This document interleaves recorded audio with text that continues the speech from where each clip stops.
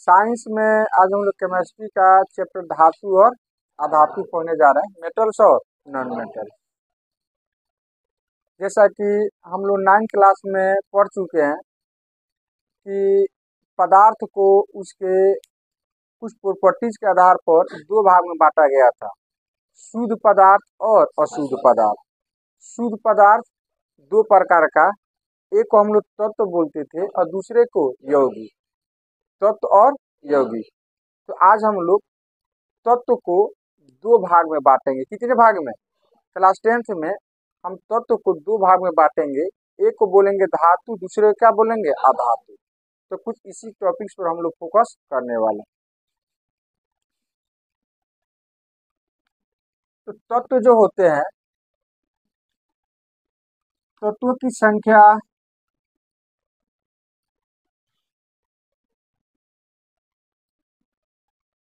114 होती है। तत्वों की संख्या 114 होती है। नहीं, शुद्ध पदार्थ का एक रूप हो गया तत्व, और तत्वों की संख्या कितनी होती है? 114। हालांकि अभी रिसर्च में 114 से भी ज्यादा तत्वों की संख्या हो चुकी है, लेकिन हमारा एनसीईआरटी सिलेबस में 114 का ही चर्चा अभी किया हुआ है। नहीं, तो हम भी 114 तत्व पर ही क्या करेंगे? फोकस करेंगे। और एक्चुअली हमें क्लास 10th लेवल में लगभग 1 से 20 तक तत्व का नाम आपको फ्रीक्वेंटली याद होना चाहिए। उसकी परमाणु संख्या, परमाणु द्रव्यमान, वैलेंसी क्या होता है, ये क्या होना चाहिए? याद होना चाहिए। तत्वों की संख्या 114। अब 114 तत्वों में उसके रासायनिक और भौतिक गुण के आधार पर हमारे साइंटिस्टों ने 3 पार्ट्स में बांटा है। हालांकि मेनली कितने पार्ट्स में? 2 पार्ट्स में, लेकिन उसमें भी 3 पार्ट्स आ जाता है। एक को बोलते हैं धातु, दूसरे को बोलते हैं अधातु, और एक तीसरा भी आ जाता है जिसको क्या बोलते हैं? उपधातु। क्या बोलते हैं? उपधातु। तो चलिए, 114 तत्व को कितने भाग में बांटा गया है? 3 भाग में बांटा है। कितने भाग में? 3 भाग में। एक हो जाएगा धातु, जिसको मेटल्स कहेंगे। नहीं, दूसरा हो जाएगा अधातु, अधातु नॉन मेटल्स, नॉन मेटल्स। और तीसरा हो जाएगा उपधातु, उपधातु मेटलॉइड्स,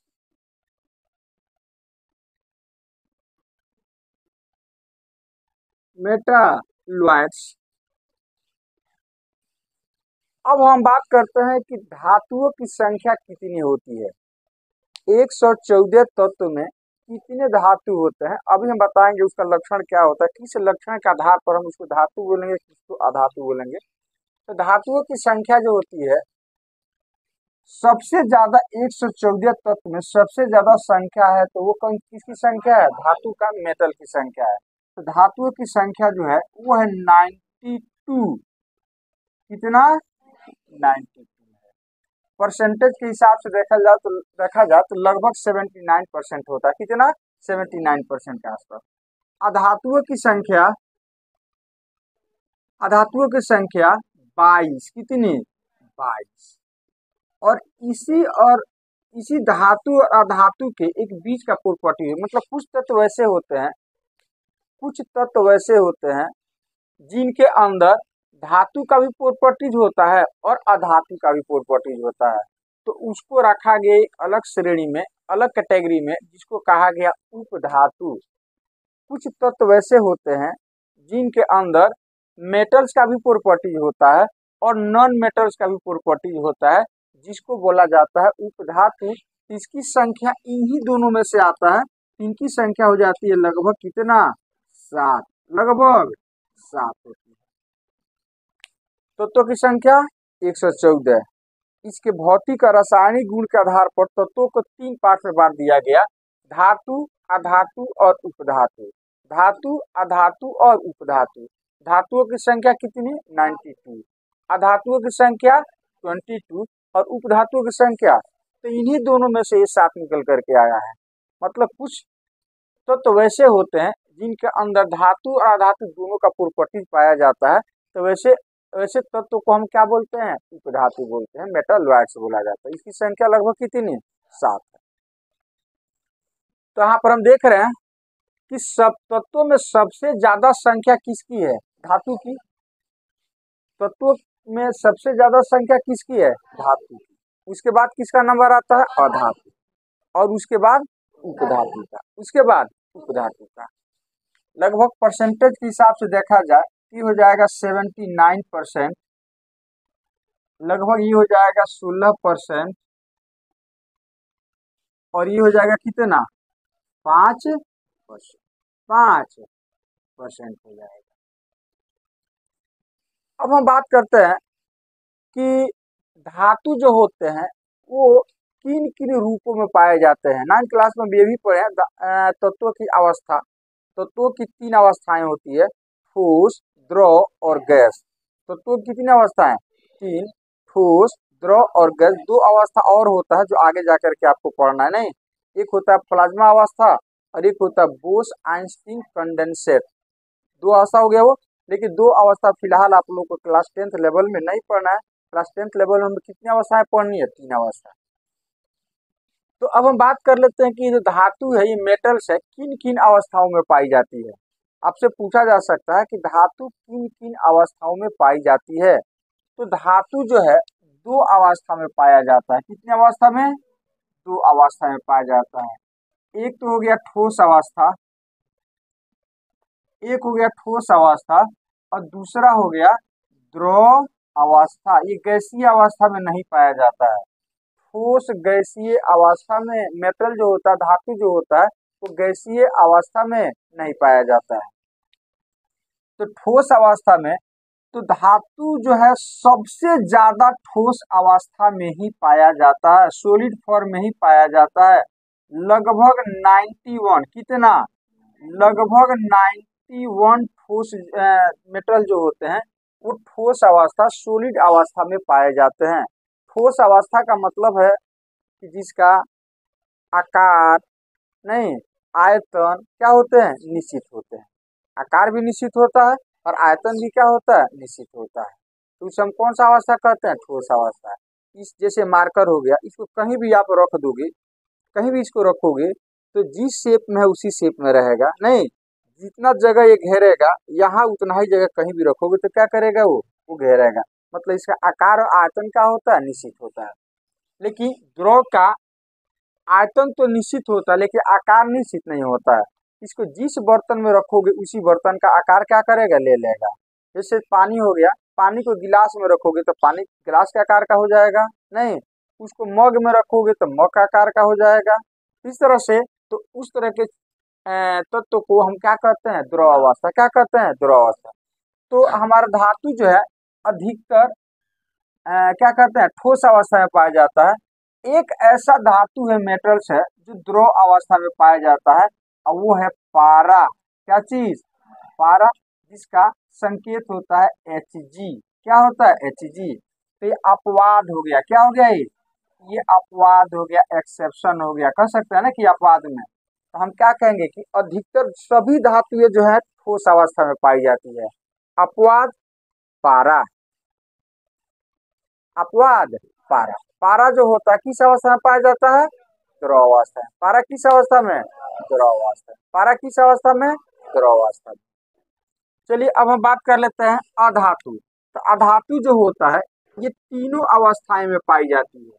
अधातु जो होता है ये तीनों अवस्था में, ठोस में भी पाया जाता है, द्रव अवस्था में भी पाया जाता है और गैसीय अवस्था में भी पाया जाता है। नहीं, तो इसमें अधातु जो होता है नॉन मेटल्स, वो गैसीय अवस्था में सबसे ज्यादा पाया जाता है। मैक्सिमम, मैक्सिमम किस अवस्था में? हाँ, तो ठोस अवस्था में लगभग 10 ठो ऐसे नॉन मेटल्स होते हैं जो सॉलिड फॉर्म में होते हैं और 11 ठो ऐसे मिल जाएंगे जो गैसीय अवस्था में पाए जाते हैं। एक ऐसा अधातु होता है जो द्रव अवस्था में पाया जाता है और वो है ब्रोमीन। क्या चीज? ब्रोमीन। क्या चीज? ब्रोमीन। जिसको संकेत में हम लिखते हैं Br, Br। तो ये क्या कहेंगे इसको, ये अपवाद हो गया। क्या हो गया, अपवाद, एक्सेप्शन। क्या चीज, यूनिक। जैसे इंसानों में कुछ लोग यूनिक होते हैं, कुछ लोग यूनिक होते हैं। कहीं कहीं न्यूज में आप लोग सुने होइएगा कि कोई आदमी जो है वो ठंडा के टाइम में भी 12 घंटा तालाबे में रहता है। तो गर्मी के दिन में तो सोच लिए 24 घंटा रहता होगा वो, तो क्या कहिएगा उसको, अपवाद कहिएगा, नहीं। तो उसी तरह से ये भी कौन सी है, ब्रोमीन कौन सी है, अपवाद है, जो द्रव अवस्था में पाया जाता है। तो आपसे एग्जाम में अपवाद वाला ही प्रश्न ज्यादा पूछा जाता है ऑब्जेक्टिव में। आपसे ये पूछा जाएगा कि उस धातु का नाम बताओ जो द्रव अवस्था में पाया जाता है, पारा। फिर आपसे ये पूछा जाएगा उस अधातु का, नॉन मेटल्स का नाम बताओ जो किस अवस्था में पाया जाता है, द्रव अवस्था में। क्या होगा, ब्रोमीन। क्या होगा, ब्रोमीन होगा। और बाकी बच गया उपधातु। तो उपधातु को यहाँ पर हम लोगों को नहीं पढ़ना है, आगे जाइएगा तो पढ़िएगा। उपधातु में आपका जैसे बोरॉन आ जाएगा, सिलिकॉन आ जाएगा, जर्मेनियम आ जाएगा, नहीं। इस तरह से 7 जो है वो कितने क्या होते हैं, उपधातु होते हैं। क्या होते हैं, उपधातु होते हैं।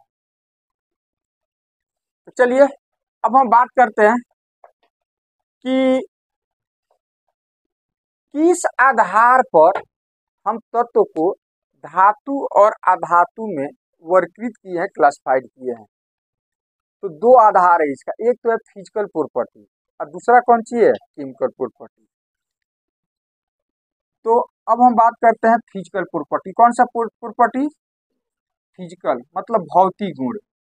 कौन सा गुण, भौतिक गुण।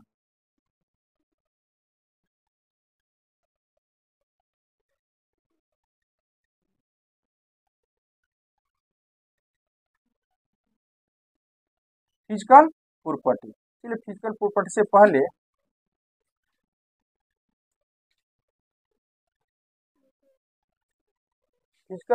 से पहले हम क्या करते हैं कि धातु के थोड़ा सा महत्व के बारे में हम लोग जान जाते हैं। धातु जो होता है हमारे आम जिंदगी में मेटल्स का बहुत महत्व है। जो भी बिल्डिंग खड़ा किया जाता है, नहीं, यदि उसमें हम छड़ नहीं दे, लोहे का छड़ नहीं देते, बिल्डिंग खड़ा होगा, ट्रेन है कि नहीं। मतलब जो भी हेवी चीजें बनती है उसमें सब में क्या होता है, धातु की जरूरत पड़ता है।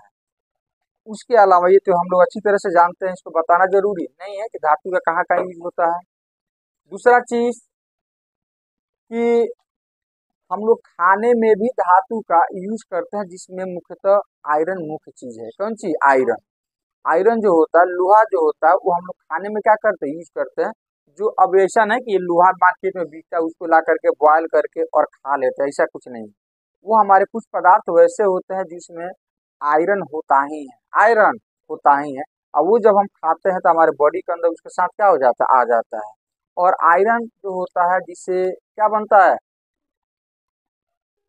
आयरन से हेमोग्लोबिन, आयरन से हेमोग्लोबिन बनता है, नहीं। तो और भी बहुत महत्व है आयरन का हमारे बॉडी के अंदर। तो आयरन की कमी से कौन सी बीमारी होती है, एनीमिया। आयरन की कमी से कौन सी, एनीमिया नामक क्या हो जाता है, बीमारी हो जाता है। उसके अलावा जो हम पानी पीते हैं उसमें कुछ मिनरल्स होते हैं, मतलब कुछ जो होते हैं मेटल्स के अंश होते हैं, जिनका रहना कौन सी होता है, जरूरी होता है।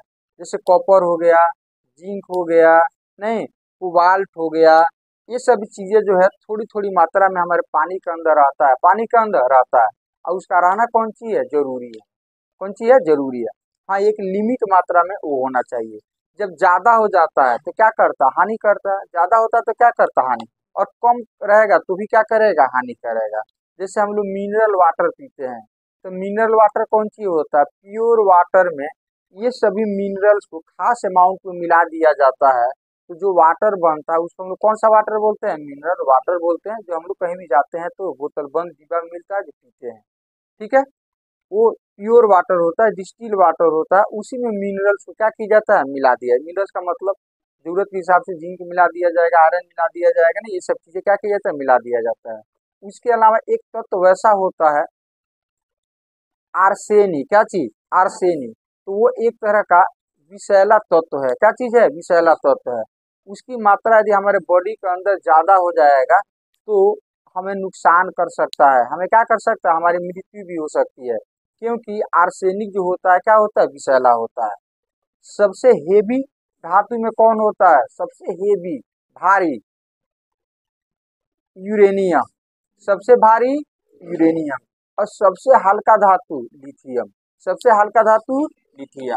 तो याद रखिएगा कि सबसे भारी कौन होता है, हाँ सबसे भारी धातु यूरेनियम। सबसे भारी धातु जो होता है, भारी धातु वो होता है यूरेनियम। क्या चीज, यूरेनियम होता है। और सबसे हल्का धातु लिथियम, सबसे हल्का धातु लिथियम होता है, सबसे हल्का धातु। आयरन की कमी से, आयरन की कमी से कौन सी बीमारी होती है, आयरन की कमी से एनीमिया नामक बीमारी, एनीमिया नामक बीमारी होता है। नहीं, आर्सेनी क्या चीज है, आर्सेनिक एक विषैला तत्व है। आर्सेनिक जो है एक विषैला तत्व है, विषैला तत्व है। ठीक है, चलिए अब हम फोकस करते हैं कि धातु का अधातु का, उपधातु पर हमें फोकस नहीं करना है। धातु और अधातु का फिजिकल प्रॉपर्टी क्या होता है, भौतिक गुण क्या होता है, मतलब भौतिक गुण के आधार पर ही, रासायनिक गुण के आधार पर ही हम तत्व को दो कैटेगरी में बांटे हुए हैं, मतलब तीन कैटेगरी में, धातु, अधातु और उपधातु। किस आधार पर, भौतिक गुण और रासायनिक गुण, फिजिकल प्रॉपर्टीज और केमिकल प्रॉपर्टीज के आधार पर। तो आखिर वो फिजिकल प्रॉपर्टी है क्या, नहीं फिजिकल प्रॉपर्टी है क्या, तो चलिए कुछ फिजिकल प्रॉपर्टी है, पहले उस पर हम लोग फोकस करते हैं, बाद में हम लोग रासायनिक प्रॉपर्टी पर फोकस करें।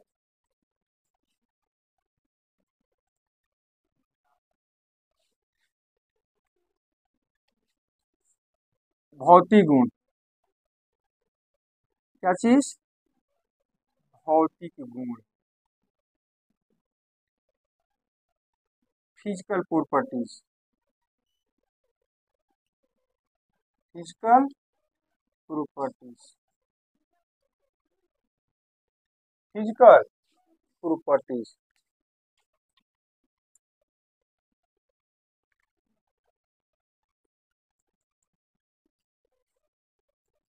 फिजिकल प्रॉपर्टी में सबसे पहले आता है चमक, लस्टर। सबसे पहले क्या आता है, चमक, लस्टर।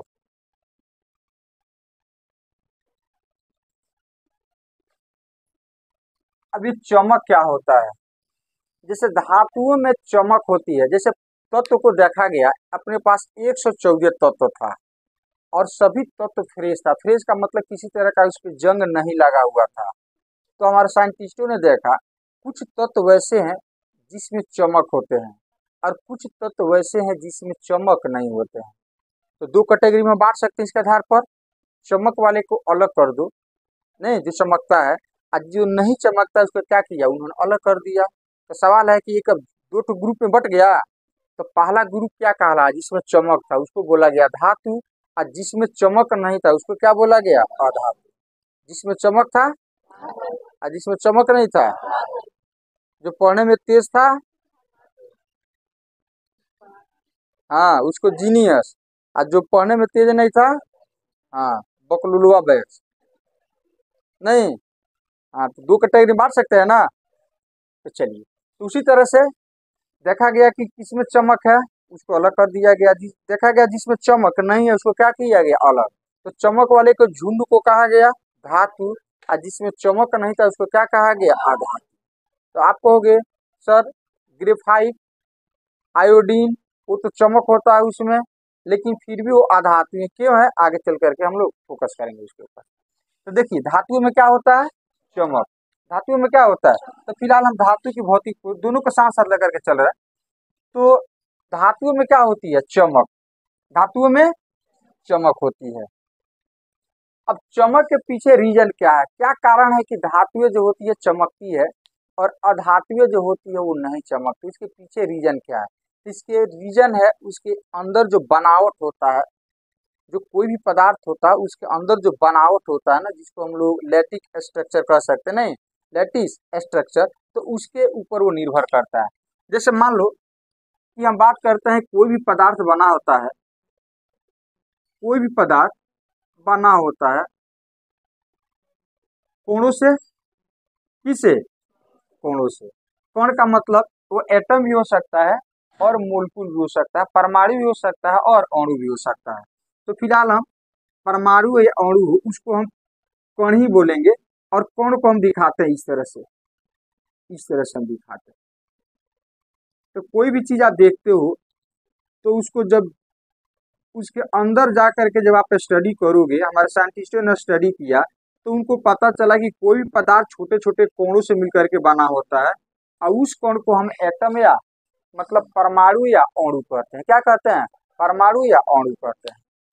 अब हम 9th क्लास में पढ़ चुके हैं, तो ये सब मतलब एक कोण हो गया। चलो थोड़ा देर के लिए इसको हम परमाणु मानकर चलते हैं। क्या मानकर चलते हैं, क्योंकि तत्व के जो छोटे छोटे कण होते हैं ना उसको परमाणु कहा जाता है, और जो यौगिक के जो सबसे छोटे कण होते हैं उसको अणु कहा जाता है।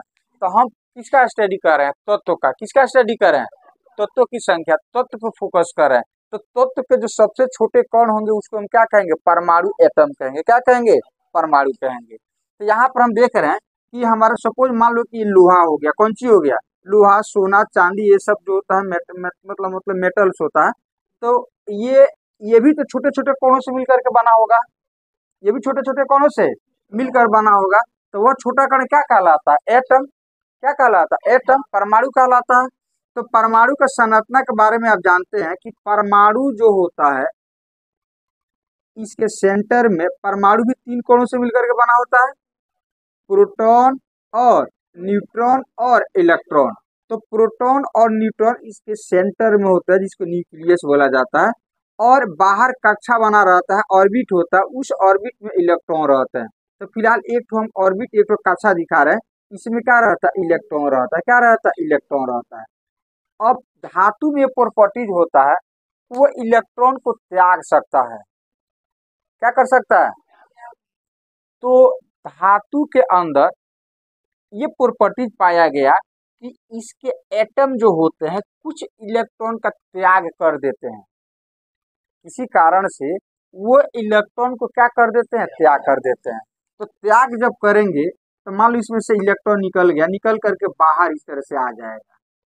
तो जो एटम इलेक्ट्रॉन का त्याग करता है तो उसके ऊपर एक प्रॉपर्टी आ जाता है। क्या जाता है, प्रॉपर्टी आ जाता है। वो प्रॉपर्टीज होता है धन आवेश का। कौन सा आवेश, इस पे एक चार्ज उत्पन्न हो जाता है जिसको हम बोलते हैं पॉजिटिव चार्ज, मतलब धन आवेश। और इलेक्ट्रॉन पर कौन सा आवेश रहता है, ऋण आवेश। कौन सा आवेश, इस पे रहता है निगेटिव चार्ज। कौन सा चार्ज, निगेटिव चार्ज। तो ये जब इलेक्ट्रॉन त्याग देता है तो वो इलेक्ट्रॉन इसके बीच में आ करके स्वतंत्र हो जाते हैं, फ्री हो जाते हैं। मतलब अब यहाँ पर जो है देखो होता क्या है कि ये प्रोटॉन और इलेक्ट्रॉन के बीच एक बल काम करता है, क्योंकि इस पर रहता है धन आवेश, इसके ऊपर क्या रहता है, ऋण आवेश। तो दोनों के बीच एक बल काम करता है जिसको हम बोलते हैं विद्युतीय बल। क्या कहते हैं, विद्युतीय बल कहते हैं, विद्युतीय बल कहते हैं। लेकिन जब ये इलेक्ट्रॉन यहाँ से निकल करके बाहर चला जाता है तब तो इसके ऊपर अब बल काम नहीं करता है। अब ये इलेक्ट्रॉन जो होता है ना बीच में यहाँ पर कहीं आ जाते हैं और फ्री मतलब स्वतंत्र हो जाते हैं। अब ये आराम से कहीं कहीं ऐसे घूमना क्या करते हैं, चालू कर देते हैं। ऐसे घूमना चालू कर दे, ऐसे घूमना क्या हो जाता है, चालू हो जाता है। ये बीच में इस तरह से आ जाते हैं, बीच में इस तरह से आ जाते हैं। इस इलेक्ट्रॉन को हम कौन सा इलेक्ट्रॉन बोलते हैं, स्वतंत्र इलेक्ट्रॉन। कौन सा इलेक्ट्रॉन। होता क्या है कि धातु के अंदर कोई भी पदार्थ जो होता है छोटे छोटे कोणों से मिलकर के बना है। तो हम बात करते हैं तत्व का, तो तत्व भी छोटे छोटे कणों से मिलकर के बना है। उस कण का नाम क्या होता है? एटम। क्या होता है? एटम, परमाणु। तो बाद में परमाणुओं पता चला कि परमाणु के अंदर भी 3 कण होते हैं, इलेक्ट्रॉन, प्रोटॉन और न्यूट्रॉन। तो सवाल है कि ये तीनों रहते कहाँ पर हैं? जो 9th क्लास में हम अच्छी तरह से पढ़ चुके हैं। तो रहते कहाँ हैं? तो प्रोटॉन और न्यूट्रॉन जो होता है न्यूक्लियस में रहते हैं, और इलेक्ट्रॉन इसके क्या रहता है? बाहर जो कक्षा बना रहता है उस कक्षा में घूमते रहता है। वो होता क्या है? अब इसमें क्या होता है कि प्रोटॉन और इलेक्ट्रॉन, इस पे होता है धन आवेश, इस पे होता है ऋण आवेश। तो दोनों के बीच एक बल कार्य करता है, जिसके कारण ऐसे एक दूसरे को जकड़ करके रखते हैं। क्या करके रखते हैं? तो इस बल को हम कहते हैं विद्युतीय बल। कौन सा बल? हाँ, विद्युतीय बल कहते हैं। किसी कारण से धातु का ये प्रॉपर्टीज होता है, वो इलेक्ट्रॉन त्याग सकता है, डोनेट कर सकता है, इलेक्ट्रॉन त्याग सकता है। हम लोग डिटेल्स में पढ़े हैं 9th क्लास में, फिर भी आगे हम लोग पढ़ेंगे क्यों त्यागता है वो। तो इलेक्ट्रॉन को त्याग सकता है। तो धातु में क्या होता है कि उसके एटम इलेक्ट्रॉन त्याग देते हैं, और अधातु इलेक्ट्रॉन का त्याग नहीं करता है। तो जो इलेक्ट्रॉन वो त्यागते हैं, तो वो इलेक्ट्रॉन इसके अंदर फ्री हो जाते हैं, और फ्री मोशन में घूमते रहते हैं, भिन्न भिन्न डायरेक्शन में क्या रहते हैं? घूमते रहते हैं। तो इस इलेक्ट्रॉन को क्या बोला जाता है? फ्री इलेक्ट्रॉन, स्वतंत्र इलेक्ट्रॉन। तो स्वतंत्र इलेक्ट्रॉन किस में होते हैं? धातु में या अधातु में? क्योंकि धातु के अंदर ही ये प्रॉपर्टी पाया जाता है, कोई इलेक्ट्रॉन को त्याग सकता है। अधातु तो स्वतंत्र इलेक्ट्रॉन किसके अंदर होंगे? धातु के अंदर होंगे। किसके अंदर होंगे? धातु के अंदर होंगे। अब ये स्वतंत्र इलेक्ट्रॉन, अब इसके ऊपर लाइट पड़ता है। क्या पड़ता है? लाइट पड़ता है इसके ऊपर। तो ये स्वतंत्र इलेक्ट्रॉन जो होते हैं, लाइट का मतलब प्रकाशीय ऊर्जा, और प्रकाशीय ऊर्जा, प्रकाश में क्या रहता है? ऊर्जा के साथ साथ ऊष्मा भी रहता है, नहीं? तो ये क्या करता है? ये स्वतंत्र इलेक्ट्रॉन प्रकाशीय ऊर्जा से उत्पन्न ऊष्मा को ग्रहण कर लेता है, और ग्रहण करता है तो ये तो घूमते रहता है। हम जानते हैं कि इलेक्ट्रॉन जो होता है क्या रहते हैं? घूमते रहते हैं।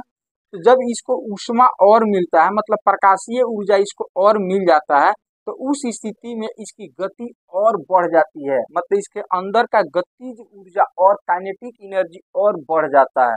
अब बढ़ने के कारण और तेजी से घूमना चालू करते हैं, और तेजी से तो एक दूसरे से टकराते हैं। तो टकराने के क्रम में फिर ये ऊष्मीय ऊर्जा रिलीज करते हैं, जिसके चलते ये हमें चमकते हुए महसूस होता है। चमकते हुए महसूस होते हैं कौन? धातु। धातु के अंदर स्वतंत्र इलेक्ट्रॉन होता है, उसके ऊपर जब प्रकाश पड़ता है तो प्रकाशीय ऊर्जा को वो ग्रहण करता है, जिसके चलते उसकी गति और बढ़ जाती है। नहीं, प्रकाशीय ऊर्जा किस में कन्वर्ट हो जाता है? उसके गतिज ऊर्जा में। और गतिज ऊर्जा में कन्वर्ट होने के कारण उस इलेक्ट्रॉन की गति और क्या हो जाती है? बढ़ जाती है, तेजी से आगे पीछे गमन करने लगता है। फिर वो आपस में क्या करता है? टकराता है। टकराने के क्रम में घर्षण होता है, फ्रिक्शन होता है। फ्रिक्शन के कारण फिर ऊष्मा जनरेट होता है, जिसके चलते वो हमें चमकते हुए महसूस होता है। ऐसा में लेकिन अधातु में तो स्वतंत्र इलेक्ट्रॉन नहीं होते हैं, इसीलिए वो हमें चमकते हुए महसूस नहीं होते हैं। तो धातु का क्या प्रॉपर्टी होता है कि उसमें क्या होता है? चमक। धातु में क्या होता है? चमक होता है। धातु में क्या होता है? लेकिन अधातु में चमक नहीं होता है। चलिए अगला चीज, जैसे सोना चांदी है कि नहीं। अब चमक का मतलब कैसा ना कि उसके ऊपर जंग पकड़ ले, नहीं, ऑक्साइड का परत चढ़ जाए तो चमकेगा नहीं, फिर उसे क्या कीजिएगा? साफ कीजिएगा तो चमकना चालू कर देगा। दूसरा चीज, दूसरा जो भौतिक गुण में आ जाएगा वो आ जाएगा कठोरता, हार्डनेस। क्या आ जाएगा? कठोरता, हार्डनेस। तो धातुएं जो होती है कठोर होती है, हार्ड होती है। धातुएं क्या होती है? हार्ड होती है। लेकिन अधातुएं जो होती है वो कठोर नहीं होता है। अपवाद में, अपवाद में जैसे हीरा, कौन चीज? हीरा, वो हार्ड होता है, कठोर होता है। अरे समझ। तो अधिकतर धातुएं क्या होती है? कठोर होती है, हार्ड होती है। अपवाद में, अपवाद में जैसे पारा, पारा तो द्रव अवस्था में पाया जाता है, वो तो हार्ड नहीं होता है, वो हार्ड नहीं होता है। उसके अलावा कुछ धातु वैसे होती हैं जो उतना हार्ड नहीं होती है। जैसे अपवाद में, जैसे कुछ धातु ऐसी होती है जो नरम होती है, क्या होती है, नरम होती है। इसमें आ जाएगा लिथियम, क्या आ जाएगा, लिथियम, सोडियम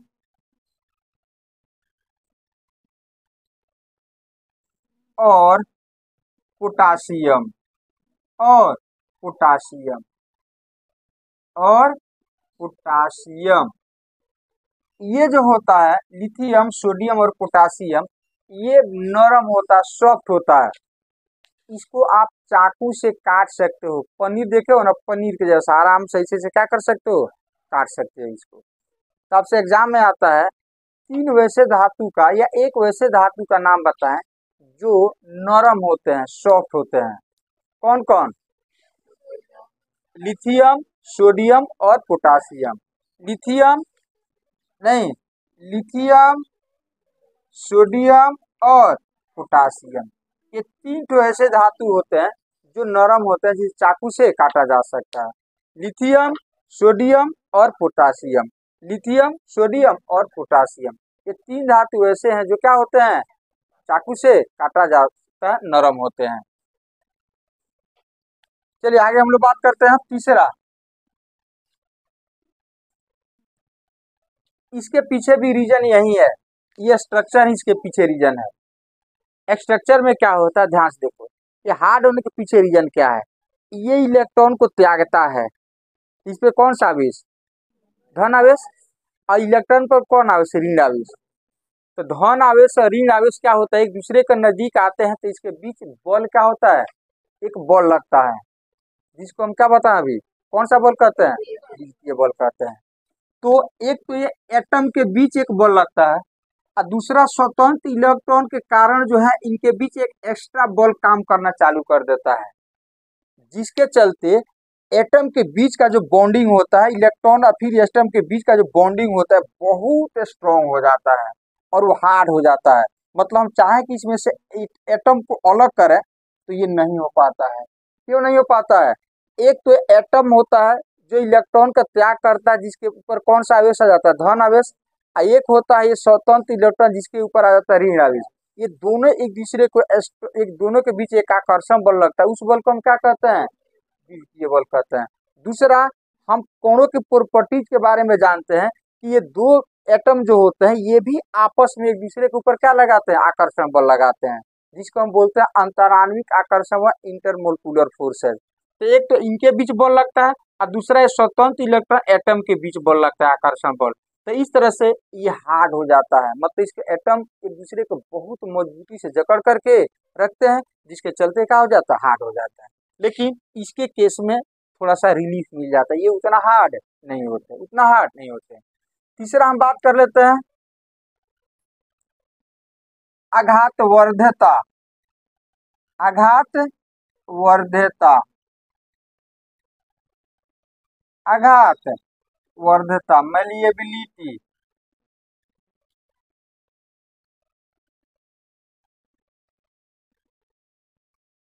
आघातवर्ता का मतलब होता है धातु का वह प्रॉपर्टी, धातु का वह प्रॉपर्टी जिसके कारण उसे पीटने पर पतला पत्थर बन जाए। वो धातु का वह प्रॉपर्टी जिसके कारण उसे पीटने पर क्या बन जाए, पत्थर बन जाए। तो वह प्रॉपर्टी क्या कहलाता है, आघातवर्धता कहलाता है। तो धातु में पाया जाता है, धातु में नहीं पाया जाता।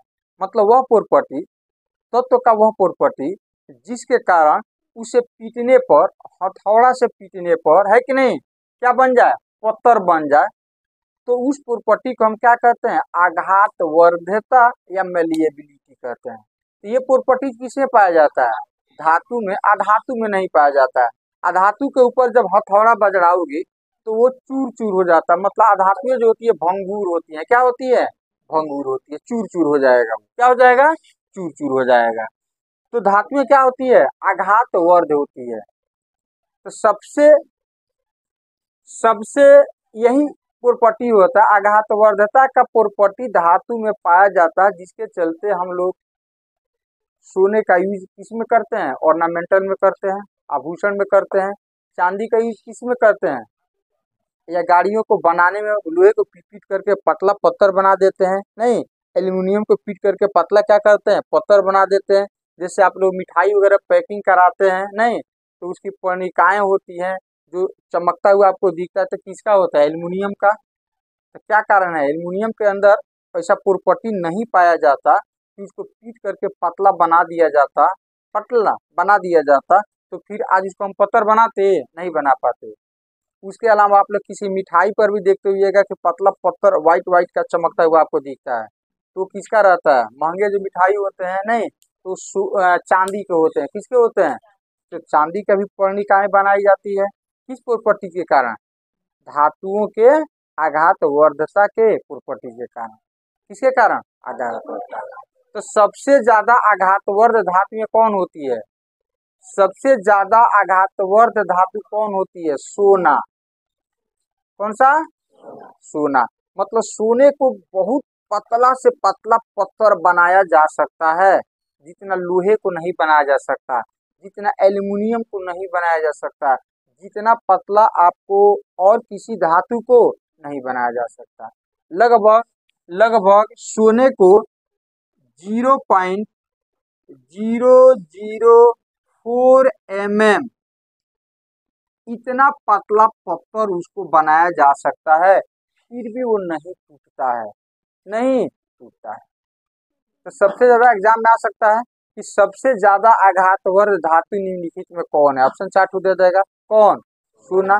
सोना के बाद किसका नंबर आता है, चांदी। सोना के बाद चांदी का नंबर आता है। उसके बाद आता है आपका, इसके पीछे भी रीजन क्या है, मेलिविटी के पीछे भी रीजन क्या है, यही है ये वाला, इसका लेटिस स्ट्रक्चर जो होता है उसके पीछे भी यही रीजन है। उसके बाद से तन्यता, क्या चीज, तन्यता, डक्टिलिटी, तन्यता, डक्टिलिटी, डक्टिलिटी, तन्यता। तन्यता का मतलब होता है तत्व का वह गुण जिसके कारण उसे हम पतला क्या बना सके, तार बना सके। तन्यता तो से तन्यता तो से तार, तत्व का वह प्रॉपर्टी जिसके कारण उसे हम पतला तार बना सके, तो वह प्रॉपर्टी, वह गुण क्या कहलाता है, तन्यता कहलाता है। तो तन्यता का गुण किसमें पाया जाता है, धातु में, न कि अधातु में, न कि अधातु में।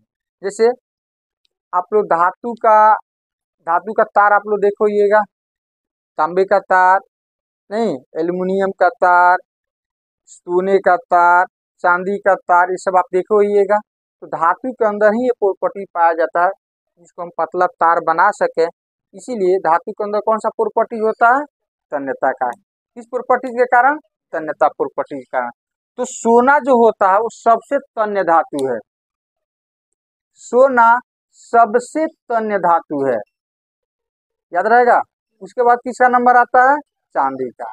लगभग 1 ग्राम सोना से, लगभग 1 ग्राम सोना से कितना लंबा तार बनाया जा सकता है, 2 किलोमीटर लंबा तार बनाया जा सकता है।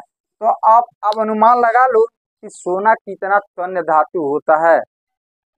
1 ग्राम बहुत कम अमाउंट हो गया, और उससे तार हम बना सकते हैं 2 किलोमीटर लंबा। तो सोचो उसको कितना पतला करना पड़ेगा तो 2 किलोमीटर लंबा तार बनेगा। अनुमान लगा लो कितना टन होता है, कितना बारीक वो उसको करना पड़ेगा कि 2 किलोमीटर तक वो फैलेगा, वो जाएगा वो। उसके बाद से आता है नेक्स्ट प्रॉपर्टी हम लोगों का, तन्यता के बाद आ जाएगा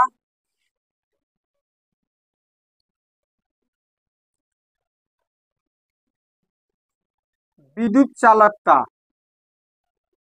विद्युत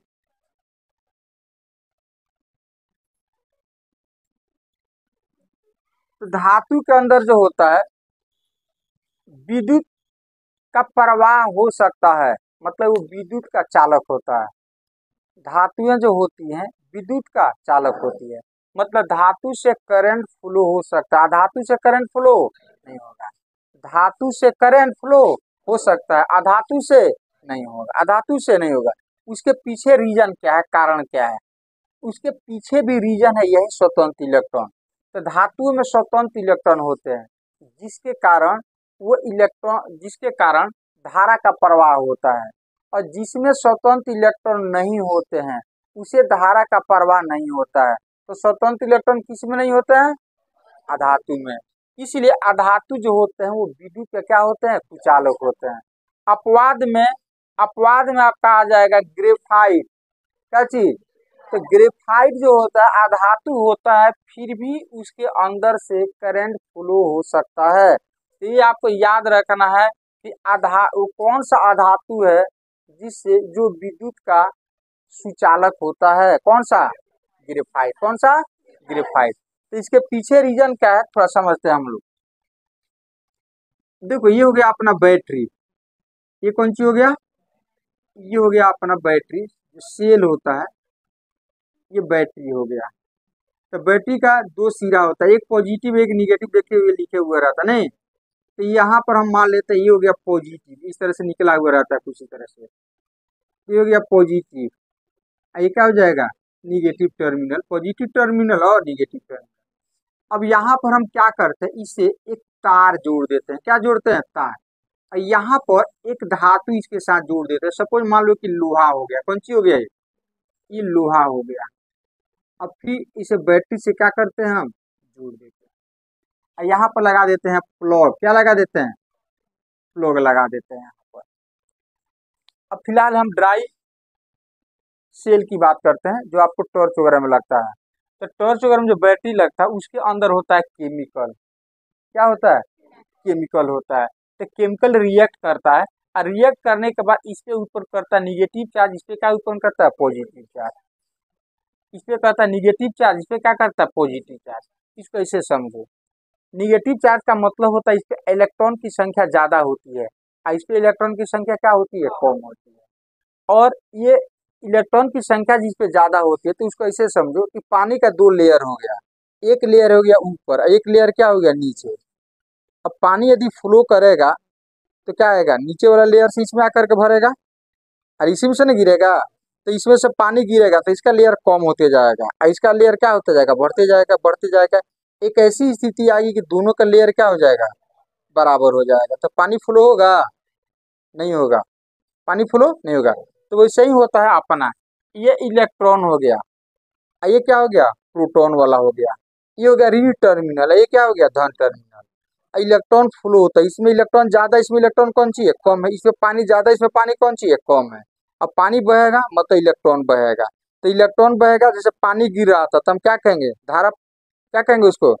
धारा का प्रवाह, धारा उसको बोलेंगे। तो उसी तरह से करंट फ्लो हो रहा है तो इसको विद्युत धारा बोलेंगे। अब पहले कौन सी था? पानी, तो पानी का धारा हो गया वो। अब क्या बह रहा है? इलेक्ट्रॉन। क्या बह रहा है? इलेक्ट्रॉन। तो इलेक्ट्रॉन इसको भरने के लिए दौड़ेगा। ये क्या होते जाएगा? इसका लेयर ऊपर होते जाएगा, इसका लेयर क्या होते जाएगा? कम होते जाएगा। तो बैटरी का काम कौन सी है? यहाँ पे इलेक्ट्रॉन की ज्यादा करना है, यहाँ पे इलेक्ट्रॉन की मात्रा क्या करना है? सीमित करना है। अब हम एक तार से जोड़ दें, पानी बहने के लिए क्या जरूरी है कि यहाँ पर या तो इसको इसको पाइप से जोड़ दो, और नहीं तो कुछ ऐसा व्यवस्था करो कि पानी फ्लो हो जाए, यहाँ से यहाँ पहुंच जाए। नहीं तो हम क्या करते हैं, इस टर्मिनल को इस टर्मिनल से तार से जोड़ देते हैं। अब बीच में कौन सी है? लोहा। हमको देखना है कि इस लोहे से होकर के करंट इसमें आ रहा है क्या, इस चीज को जांचना है। तो अब तो यहाँ पर है कौन सा? इलेक्ट्रॉन अधिक है, यहाँ पे इलेक्ट्रॉन कौन सी है? कम है। अब इसको भरने के लिए इस तार से दौड़ेगा, तार से दौड़ेगा। यहाँ पर हमने क्या लगा दिया? लोहा। और जब इलेक्ट्रॉन दौड़ता है ना, एक प्रॉपर्टी तार के अंदर आ जाता है, उस प्रॉपर्टी को हम लोग बोलते हैं करंट, जो झटका लगता है। क्या लगता है? झटका। तो इलेक्ट्रॉन के ऊपर आवेश रहता है, आगे जाकर के हम लोग पढ़ेंगे विद्युत में। तो इलेक्ट्रॉन जब चलता है तो उसके मुंडी के ऊपर ऐसे समझो कि आवेश रहता है, वो चलेगा तो आवेश लेकर चलेगा, और आवेश जब दौड़ता है तो क्या उत्पन्न होता है? करंट। क्या उत्पन्न होता है? करंट। तो जिस चीज में भी इलेक्ट्रॉन दौड़ेगा, और वो भी एक निश्चित डायरेक्शन उसको मिलना चाहिए, निश्चित डायरेक्शन। तो इलेक्ट्रॉन दौड़ेगा तो उसमें क्या उत्पन्न होगा? करंट। क्या उत्पन्न होगा? करंट उत्पन्न होगा। तो इलेक्ट्रॉन को दौड़ाने के लिए हमें क्या चाहिए? एक बैटरी चाहिए। बैटरी चाहिए ताकि इस पे ज्यादा इलेक्ट्रॉन करे, इस पे क्या करे? कम करे। ठीक है। अब ध्यान से देखो, अब हम जानते हैं यही चीज यहाँ पर हम लाए हैं। अब इसके अंदर कौन सी है? एटम में स्वतंत्र इलेक्ट्रॉन है, तो फिलहाल स्वतंत्र इलेक्ट्रॉन को हम दिखा रहे हैं। तो स्वतंत्र इलेक्ट्रॉन जब बैटरी से नहीं जुड़िएगा तो स्वतंत्र इलेक्ट्रॉन इस तरह से भिन्न भिन्न डायरेक्शन में से मूव करता रहेगा। इसे फ्री है, कैसे भी जाएगा वो, किसी भी डायरेक्शन में जाएगा। लेकिन जैसे ही आप इसको एक बैटरी से जोड़ोगे ना, तो यहाँ से इलेक्ट्रॉन निकलेगा, और ये तार भी है तो ये भी तो मेटल है, तो इसके अंदर भी तो इलेक्ट्रॉन होगा। क्या होगा? स्वतंत्र इलेक्ट्रॉन होगा। कौन सा इलेक्ट्रॉन? स्वतंत्र इलेक्ट्रॉन। तो इस इलेक्ट्रॉन को जब तक आप एनर्जी नहीं दीजिएगा, एक्स्ट्रा एनर्जी नहीं दिएगा, तो ये इलेक्ट्रॉन ऐसे ऐसे ऐसे घूमते रहता है। कोई इस डायरेक्शन में घूमेगा, कोई इस डायरेक्शन में, है कि नहीं, ऐसे ऐसे घूमते रहता है। तो जब इलेक्ट्रॉन को एक निश्चित डायरेक्शन नहीं मिलेगा तब करंट उत्पन्न नहीं होगा।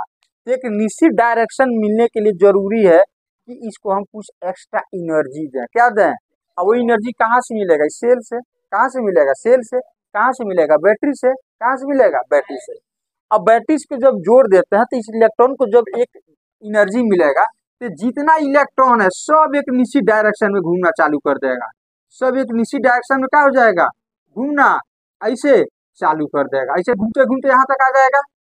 यहाँ आएगा तो इसको भी तो एनर्जी मिलेगा। तो जितने स्वतंत्र इलेक्ट्रॉन जो भिन्न भिन्न डायरेक्शन में घूम रहे थे, अब वो एक निश्चित डायरेक्शन में घूमना क्या हो जाएंगे? चालू हो जाएंगे। निश्चित डायरेक्शन में घूमना, इस तरह से निश्चित डायरेक्शन में घूमना चालू हो जाएंगे। एक निश्चित डायरेक्शन में घूमना चालू हो जाएंगे। और जब ये निश्चित डायरेक्शन में आगे बढ़ेंगे तो हम अभी पता है कि इलेक्ट्रॉन के ऊपर क्या रहता है? चार्ज। और चार्ज जब आगे बढ़ेगा तो क्या उत्पन्न होगा? करंट। तो इस तरह से इसको छुओगे तो यहाँ पर झटका मारेगा ये, अब फिर यही सिस्टम चलते चलते यहाँ तक आएगा। अब यहाँ पर है कौन चीज? पॉजिटिव, धन टर्मिनल है, मतलब यहाँ इलेक्ट्रॉन की संख्या कौन सी है? कम है। तो यहाँ पर इसकी जगह क्या होते जाएगा? भरते जाएगा। यहाँ से इलेक्ट्रॉन निकलेगा, यहाँ पर भरते जाएगा। लेकिन बैटरी का खासियत होता है कि केमिकल रिएक्ट करके यहाँ पर आवेश इलेक्ट्रॉन की संख्या बढ़ाते जाते हैं, बढ़ाते जाते हैं, नहीं बढ़ाते जाते हैं।